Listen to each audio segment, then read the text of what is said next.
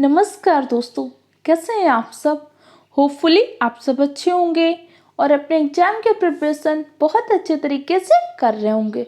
मैं प्रियंका आर्या आप सबके लिए सुपर टेट एग्जाम के लिए साइंस की क्लास लेके के आई हूँ। ये क्लास आप सबके लिए बहुत ही इम्पोर्टेंट होगी। इसमें आपको क्या करेंगे, एनसीईआरटी और एससीईआरटी दोनों आपके लिए बहुत ही इम्पोर्टेंट है, क्योंकि आपके जैसे यूपी का सुपर टेट एग्जाम है उसमें क्या होता है एससीईआरटी बेस्ड बुक से क्वेश्चन पूछे जाते हैं और साथ साथ एनसीईआरटी से भी क्वेश्चन पूछे जाते हैं। तो इसमें मैंने जो पीडीएफ बनाई है एनसीईआरटी और एससीईआरटी दोनों बुकों के इम्पोर्टेंट पॉइंट्स को लेकर समअप करके बनाई है, इसलिए वीडियो आपके लिए बहुत ही हेल्पफुल होगा। और जो टाइम है इस टाइम का बहुत अच्छे से यूटिलाइज करिए, बहुत मेहनत करिए और अपना सपना जरूर पूरा करिए। खुद ही को कर बुलंद इतना, खुदा भी पूछे बंदे तेरी हस्ती का राज क्या है। तो आज की क्लास में हम डिस्कस करेंगे विज्ञान क्या होता है, हमारे दैनिक जीवन में विज्ञान का क्या योगदान है, महत्वपूर्ण खोजें और मानव विज्ञान व प्रौद्योगिकी दोनों में क्या संबंध है। इस सब चीज़ों को आज के वीडियो में डिस्कस करेंगे, इसलिए कॉपी पेन लेके बैठिए और अगर आप चैनल में नए हैं तो चैनल को सब्सक्राइब कर लीजिए। तो चलिए स्टार्ट करते हैं अपनी क्लास को। विज्ञान क्या होता है। विज्ञान विज्ञान विज्ञान आपका दो शब्दों से मिलकर बना है। पहला होता है वी और दूसरा क्या होता है ज्ञान। इन दो शब्दों से मिलकर बना है आपका विज्ञान। वी का मतलब क्या होता है व्यवस्थित, क्रमबद्ध, किसी भी चीज के क्रमबद्ध, सुव्यवस्थित। ज्ञान को ही क्या कहते हैं विज्ञान। जो भी चीज हम पढ़ रहे हैं उसको अगर हमने क्रमबद्ध सुव्यवस्थित तरीके से अध्ययन कर रहे हैं तो क्या होता है विज्ञान होता है। और फिर आपके विज्ञान के अलग अलग शाखाओं में डिवाइड हो जाती है, जैसे आपका भौतिक विज्ञान, जीव विज्ञान, रसायन विज्ञान, ये तो प्रमुख शाखाएं हैं। फिर इसमें अलग अलग शाखाएं हो जाती हैं, जैसे कीटों का अध्ययन एक विशेष शाखा में करते हैं, कवकों का अध्ययन एक विशेष शाखा में अध्ययन करते हैं। अलग अलग ऐसे पार्ट में डिवाइड हो जाती है। अब आपको ये समझ में आया विज्ञान क्या होती है। किसी वस्तु के क्रमबद्ध सुव्यवस्थित ज्ञान को हम विज्ञान कहते हैं। अब हमारे दैनिक जीवन में विज्ञान का क्या योगदान है, तो आप जहाँ भी बैठे हैं आप देखिए आसपास कितनी सारी चीज़ें हैं जो कि साइंस की देन है, इन्वेंशन ऑफ साइंस है। जैसे आपके रूम की लाइट चल रही, कैसे चल रही, साइंस की वजह से। आपके रूम में फैन लगा हुआ है, फैन कैसे चलता है, लाइट की वजह से। आपके रूम में एसी लगा है, एसी कैसे चल रहा है, लाइट की वजह से। ऐसे बहुत सारी चीज़ें हैं जो हमारी क्या विज्ञान की देन है। तो हमारे दैनिक जीवन में विज्ञान के कारण बहुत सारे परिवर्तन आए हैं, तो वही सब चीज़ों को डिस्कस करेंगे। जैसे क्या होता था प्राचीन समय में कृषि कार्य के लिए क्या करते थे, बैल वगैरह का प्रयोग करते थे, हल का प्रयोग करते थे। लेकिन वर्तमान में हम क्या कर रहे हैं, ट्रैक्टर या अन्य किसी कृषि यंत्र का प्रयोग कर रहे हैं। तो ये सब किसका परिवर्तन है, विज्ञान का ही तो परिवर्तन है ना। अब आपको विज्ञान समझ में आया और हमारे दैनिक जीवन में विज्ञान का क्या योगदान है आगे डिस्कस करते हैं। अब आपका वैज्ञानिक विधि, ये क्वेश्चन एक बार सीटेट के एग्जाम में भी पूछा गया था और बहुत ही इम्पोर्टेंट है। देखो एक वैज्ञानिक की सोच विकसित करने के कुछ चरण होते हैं। तो वैज्ञानिक विधि के चरण क्या होते हैं, वैज्ञानिक विधि के मुख्य रूप से 8 चरण होते हैं। कौन कौन सा, पहला चरण होता है आपका जिज्ञासा। जब तक आपके अंदर जिज्ञासा नहीं होगी, आप किसी चीज़ के बारे में जानने के उत्सुक नहीं होंगे, तब तक आपके अंदर नए विचार का जन्म नहीं होगा। आज आपके अंदर जिज्ञासा ही तो सबसे पहले हुई ना, तो मुझे सुपर टेट का एग्ज़ाम क्वालिफाई करना है।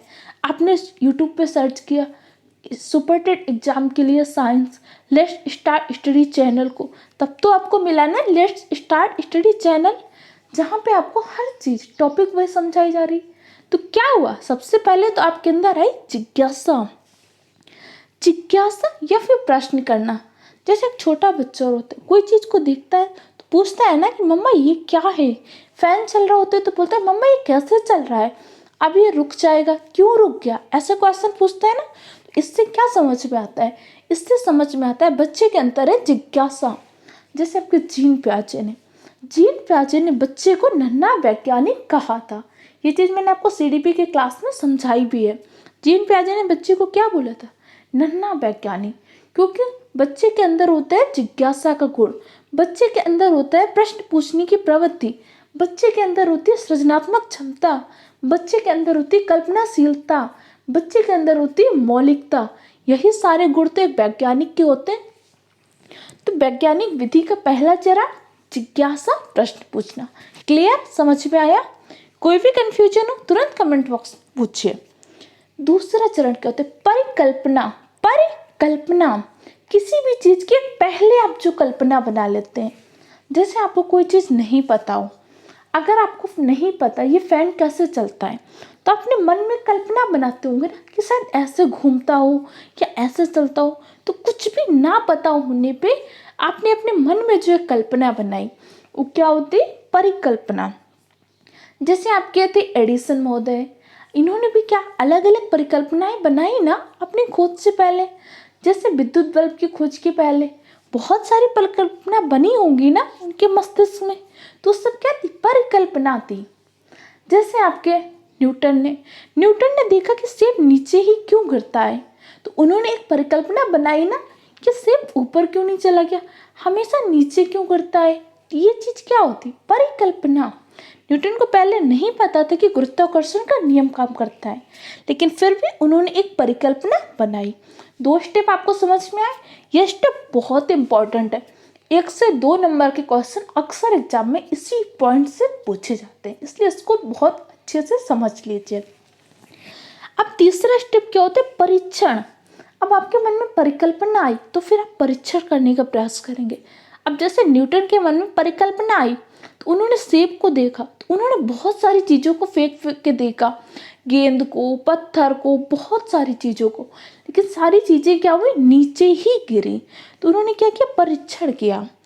और परीक्षण के बाद फिर क्या किया? अब निरीक्षण कर रहे कि ऐसा क्यों हो रहा है। पहले उन्होंने ट्राई किया कि भाई सेब गिर रहा है, चलो हो सकता है कि सेब पेड़ से गिर गया। फिर उन्होंने छत से जाके पत्थर फेंक के देखे, वो भी नीचे गिरा। उन्होंने फिर क्या किया? बॉल ऊपर को उछाला।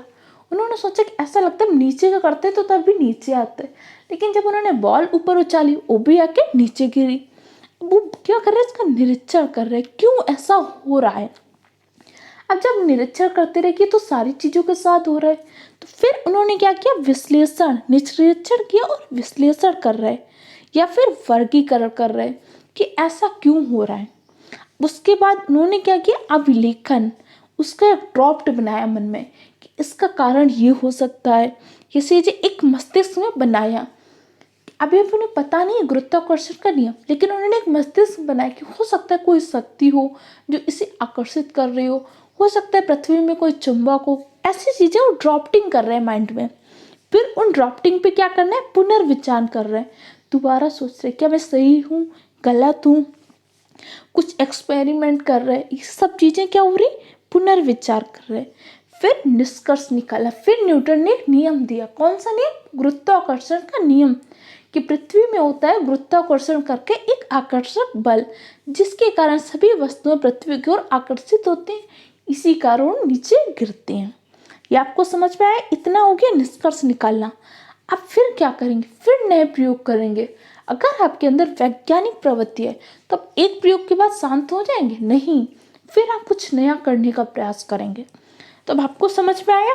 वैज्ञानिक विधि के होते 8 चरण। पहला आपको जिज्ञासा, क्वेश्चनिंग करना। दूसरा होता है परिकल्पना, एक मन में मस्तिष्क में परिकल्पना बनाना। तीसरा होता है आपका परीक्षण। फिर होता है निरीक्षण या विश्लेषण करना। फिर पांचवा होता है अभिलेखन, मस्तिष्क में ड्राफ्ट बनाना। फिर होता है पुनर्विचार, उसके बारे में दोबारा सोचना। फिर निष्कर्ष निकालना, एक कंक्लूजन निकालना कि इसके कारण ये हो रहा है। इसके बाद फिर नया प्रयोग करना। यही प्रवृत्ति होती है वैज्ञानिक की। तो वैज्ञानिक विधि के कुल कितने चरण होते हैं? 8।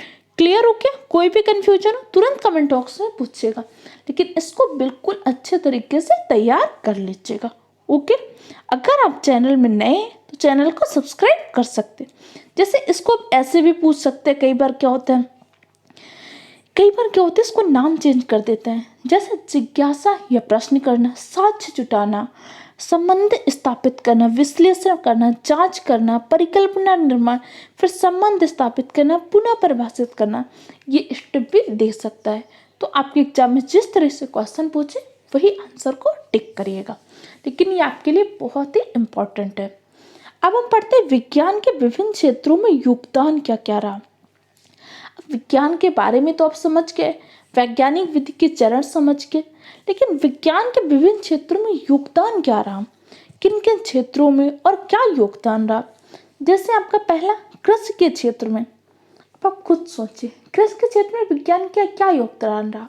अगर साइंस से आज ट्रैक्टर का विकास नहीं हुआ तो, साइंस से आज आपके उसका विकास नहीं हुआ होता, ट्यूबवेल का अलग अलग क्रांतियां नहीं हुई, खाद उर्वरक नहीं बनाए गए होते, तो क्या हम कर रहे होते, तब हम हल बैल से कृषि कर रहे होते, कुआं रहड़ से पानी निकाल रहे होते और सिर्फ गोबर की खाद का प्रयोग कर रहे होते।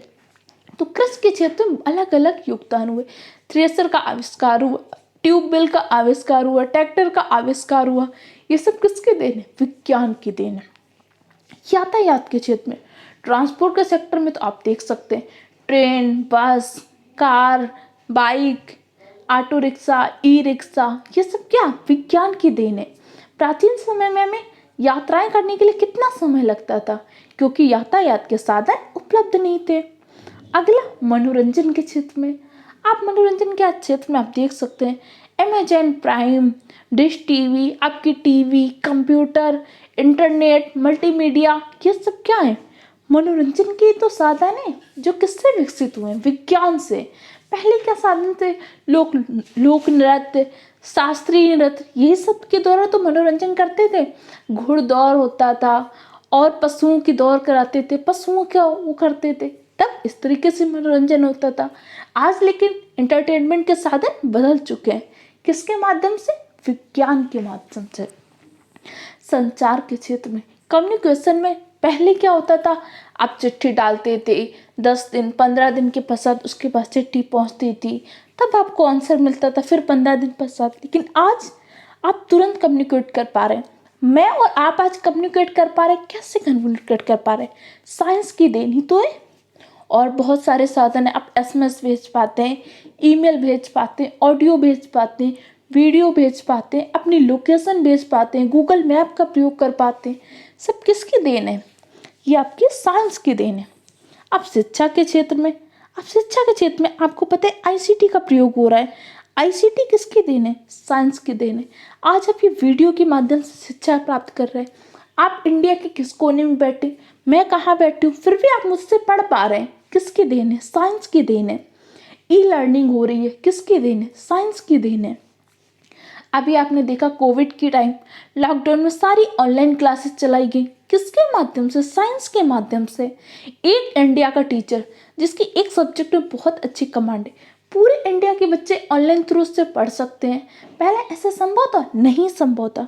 तो सब किसके देन है, विज्ञान की देन है।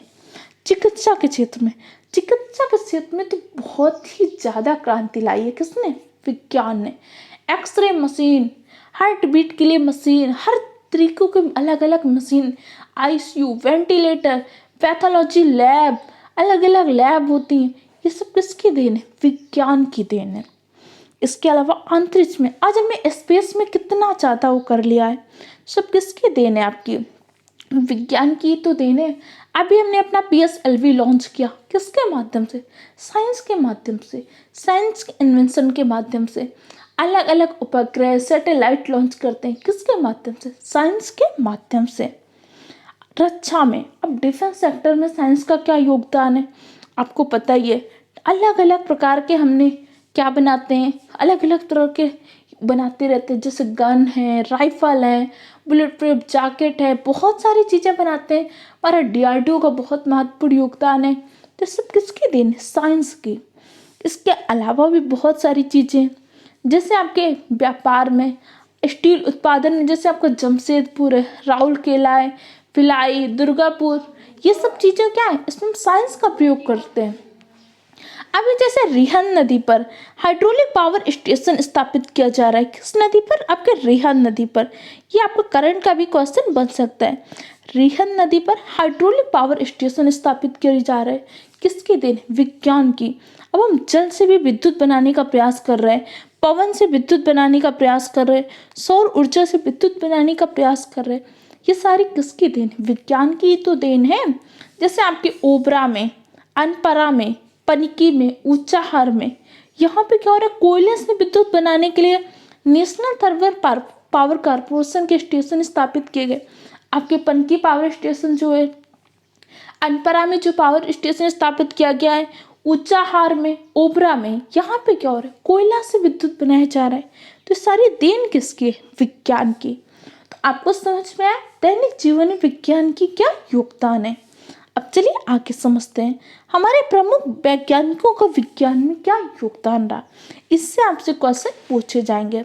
जैसे वैक्सीन, वैक्सीन का सबसे पहले विकास किसने किया था? एडवर्ड जेनर ने किया था।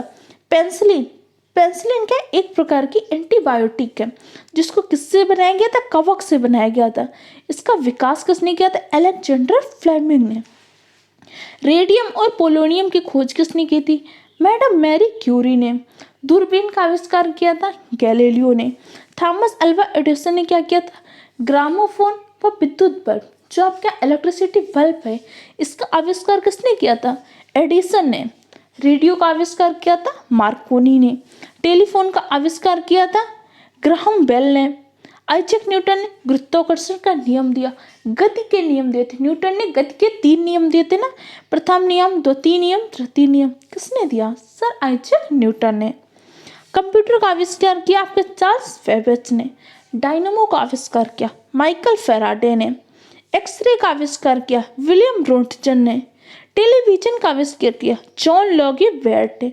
ये बहुत इंपॉर्टेंट है, इनको याद कर लीजिएगा क्योंकि ये जो टेबल आपकी एससीईआरटी की बुक में दी गई है, जो चीज़ें मैं पढ़ा रही हूँ आपको एससीईआरटी में एनसीईआरटी को बेस बना के, क्योंकि आपके एग्जाम में जो क्वेश्चन पूछे जाएंगे एनसीईआरटी व एससीईआरटी के बेस के अकॉर्डिंग क्वेश्चन पूछे जाएंगे, इसलिए आपको उन सारी चीज़ों को बहुत अच्छे से जरूर तैयार करना है।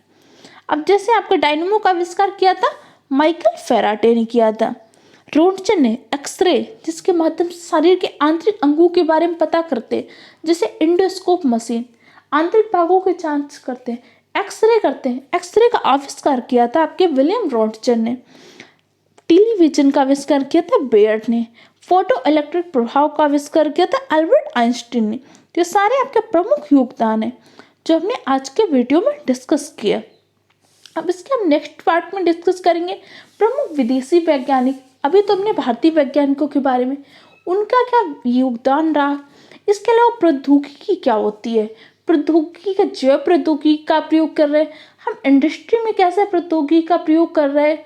इसके अलावा प्रमुख भारतीय वैज्ञानिक जिन्हें नोबेल पुरस्कार दिया गया है, उन सब के बारे में नेक्स्ट वीडियो में डिस्कस करेंगे। अगर आपको ये चैनल और हमारे दिए गए नोट्स हेल्पफुल लग रहा है तो चैनल को सब्सक्राइब कीजिए, वीडियो को लाइक कीजिए और अपने दूसरे फ्रेंड के साथ भी शेयर कीजिए। Okay friend, thank you for the watching my video.